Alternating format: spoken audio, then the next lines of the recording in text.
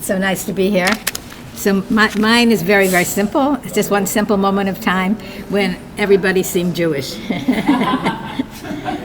That's all. And it's because, first of all, I wanted to do this project in the 1980s. I never knew my paternal grandmother, and she came from the Ukraine, and I always had imaginary stories in my mind about her because nobody ever talked about her. And I wanted to know who she was and to know more about what her life was like. And so I embarked upon this project of trying to find her in a certain way through the lives of all other Jewish women. And the other thing is that at the time, there was very little research on Jewish women. It wasn't a popular subject at all. And most of the things or the photographs were done by men, you'll forgive me. And I didn't have my own history, so I wanted to create my own history as I saw it. And it's not really academic. What I chose to do was to go there not knowing anybody and not having a plan. Just who I would meet, have my first impressions, and then so that you and I would be on the same level when we looked at the photographs. This is just what I saw and who I got to meet. And I feel I was really, really fortunate because I don't know how I got to meet all these fabulous ladies and to get intimately into their lives. So now I'm going to begin. Hopefully I'll do this right. Let's see, okay. But it's not starting there. So that's starting with my grandmother. So that was her, and I never knew her. I only had this picture of her. And all my life from being little, I wondered, too fast? Oh, I'm sorry. She was in the Ukraine. She was from this little village called Tarasha. Okay? So I always wondered who she was, whatever. Okay, so let's see what's next now. Okay. So Ahmad is going to tell us what this is, right? Okay. This is called in Darija al-Amariya. When we have a wedding ceremony, most of the time during the celebration, they put the bride their wedding dance, which is called al-Amariya, and then 4 or 5 people just hold her on their shoulders, and they keep turning around with people applauding and music and dancing. So, to show that she is like a star, So this was taken at the henna. There's a henna party, and the wonderful thing that I found about the Moroccans is their joy of celebration, and it's combining tradition and celebration and happiness, and everything was just so much fun, and also very lavish. So this was the palace, one of the king's palace, and that's what the queen used to ride around in, one of the summer palace, Jasmine Summer Palace. And so they were taking her around in that. And that was all in the 1980s. So, there's all different periods in Morocco, which none of these are really from. This was just kind of, at one time, right, the Jews were the majority in Morocco and the North African region. And then when I went there, it was like they were suddenly disappearing from whatever, but we're still there, right? And so this is, again, the same henna. This is the entrance into the palace, everything is so celebratory. There's drummers, they're greeted by drummers and dancers. And she's Rachel and he's Sammy. And this is them arriving. They're arriving to the ceremony in a horse-driven carriage. So for the day, and also in the Jewish tradition, she's the queen and he's the king. And so this is the actual henna ceremony, and here some henna ceremonies they do very lavish drawings on it, and this one they just do the blush, whatever. And it's very important because it's also jewelry is very important part of it, and the groom, the dowry has a lot of jewelry in it, and then the groom presents the bride jewelry. That's the ring they're showing off, and it's very important because this is the wives, in the olden days, this was the wives' savings account, so to speak, or the money that she would have. But it's also very symbolic of many, many things. And it's also, somebody once wrote about my work that it was like the jewelry box, and that when you opened it up, you found the secrets of all the women. So I think this is what all of this symbolizes is the secrets, both of the Jewish tradition and of women. So this woman, there's two photographs of her. One, we'll show her in a minute. Let's see if it's next. No, okay. So I have to go back here. She's a printer, a famous printer, whatever, but she's also very religious, and she's lighting the Shabbat candles. And the ritual was to light the candles in each room of her home. And there's about 10 rooms there that she lit the candles in. But this is her at that moment, and a very precious moment. Again, this is Shabbat candle lighting.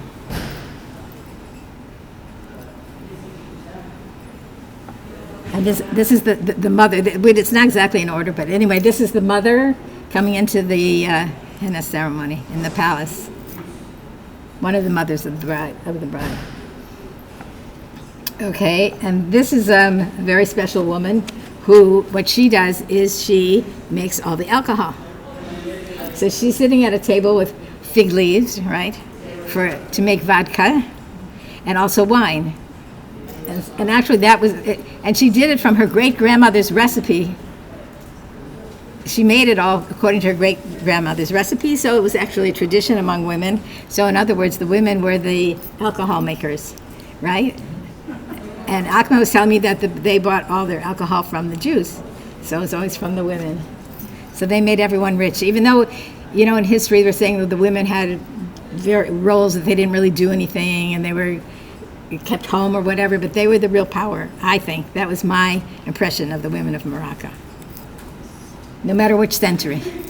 So this is the mikveh ceremony, so it's very important in both cultures, in Muslim culture and Jewish culture, but each one has their own particular set of rituals.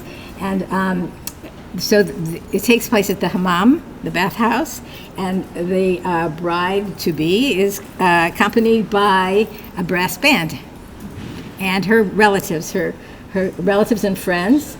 And so this is the continuation of the brass band. And the only women that can come to the hammam ceremony are married women, or married women, or women in the family. So and this just speaks, but this is just part of the family, just a real portrait of a woman and her husband. I guess they also make some. They also have some leaves, I think. But so this is the bride. This is Rachel, and she's outside the hammam, and she looks a little nervous about going in. And I think what's quite extraordinary is the fact that they allowed me to come and photograph it when I didn't even know that, But the minute I met them, we all fell in love. So it made it possible. Anyway, so I went too. And also, it was a time before digital cameras. It was in the 80s. And there was a time before high-speed film cameras. So I'm using a low-grade speed camera with no light and no flash. So that is the hammam itself, which I think is so beautiful.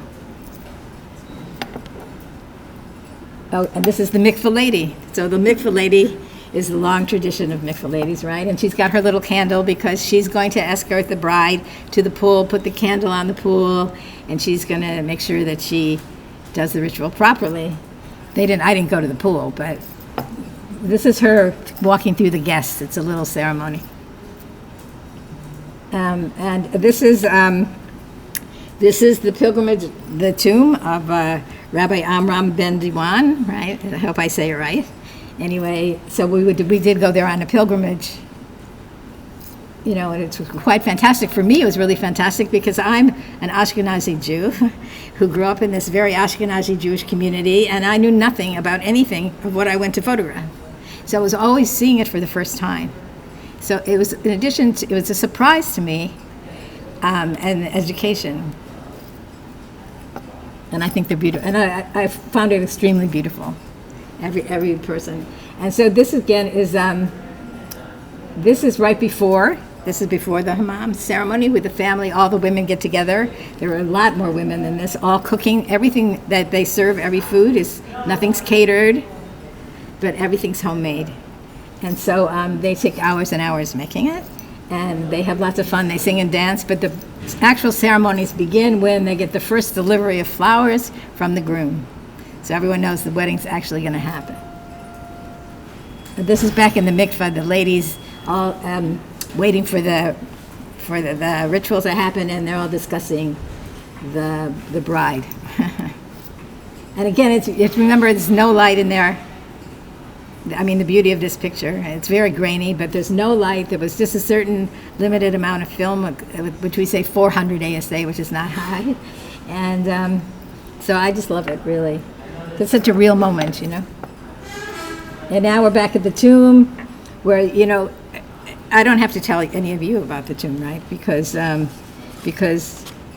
you all know that women light candles there, they kiss the stones, and how much everyone knows the story of the rabbi. He's a great tzaddik, and he came to Morocco actually to raise money from Israel, right? And then he went back, and when he went back, he decided to go to the tomb of Machpelah, right? And he disguised himself, but they found out who he was, and they were going to arrest him and kill him, whatever. So he ran back to Morocco, and there he became this great rabbi, and he was known for healing people. So people who want to be healed, they go to his tomb. And so, all right, and her name is Sarah, and Sarah, she's a fortune teller, in case you couldn't tell. And I guess at that time, I guess it's not as popular now, but at that time when I was there, it was very popular for her people to go to her for healing and other things, and she would tell their future in the cards. Also, she had an apple, and she read the seeds of the apple, and she was very, very busy. So this is her. And again, she was the one lighting the Shabbat candles, and she's called Madam Pump somebody or another, and so she had this business. So she was a very advanced, educated woman who was also an entrepreneur, which is different, right? And she had this big business, and then what happened is she had some polio or something that she became paralyzed, and she couldn't run the whole business, and so she joined in a partnership with a Muslim man, and they shared ownership of the business, and they were very, very successful. They had all kinds of people working for them, and it's just really, really great. And it was just a business partnership. Okay, this is kind of the end of the story. This is I'm going to use that terrible word, Berber, because I can never remember the new word. You'll have to forgive me.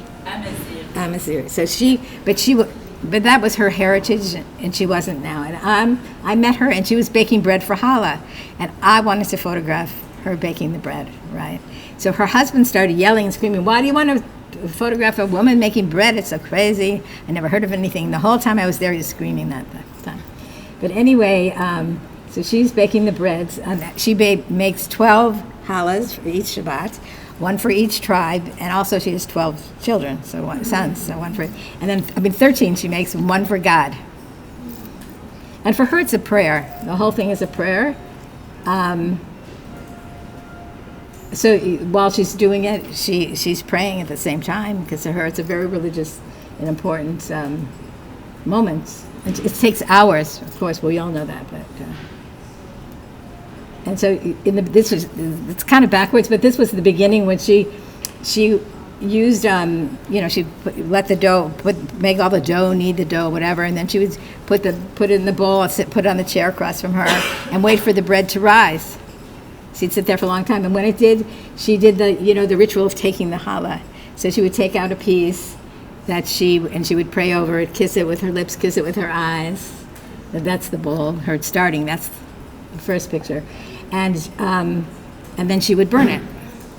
But he couldn't have all the pictures. So, and then the bread. What's really interesting about she doesn't have an oven or anything, so all the bread is taken to the oven.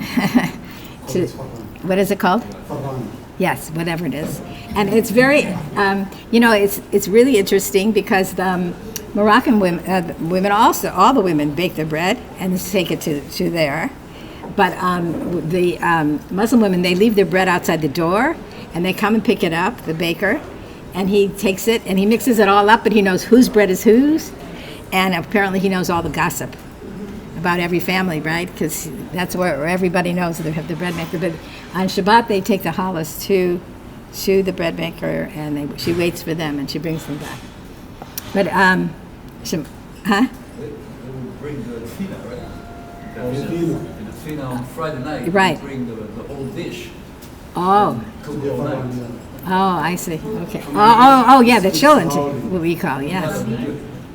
And you said everybody eats challah, right? You said. Yeah, my mother was Muslim. I grew up eating her challah, which she made every weekend. So see? Yeah. Again, we're back to the tomb. And here, after we have to always eat at the tomb, right? So they actually bake all the goods there. There's another room where they do all the baking, and then they serve it to all the people who have come. And again, this is getting ready. This is getting ready for a great moment. And that's Sammy, the one you saw in the chariot, helping her mom.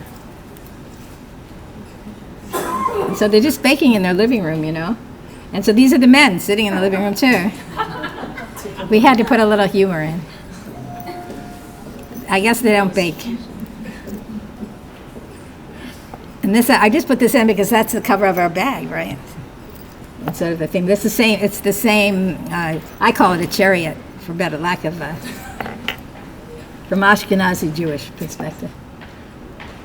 Oh, and so this is the whole mikveh. This is the poster, which is it's up there. But it's all the shots that I showed you from the mikveh. It's all put together in one little story. So it makes a nice story, I think. And the same with the challah. It's all in one story. You can follow it better. And also the cooking, the preparation. So that's the whole thing.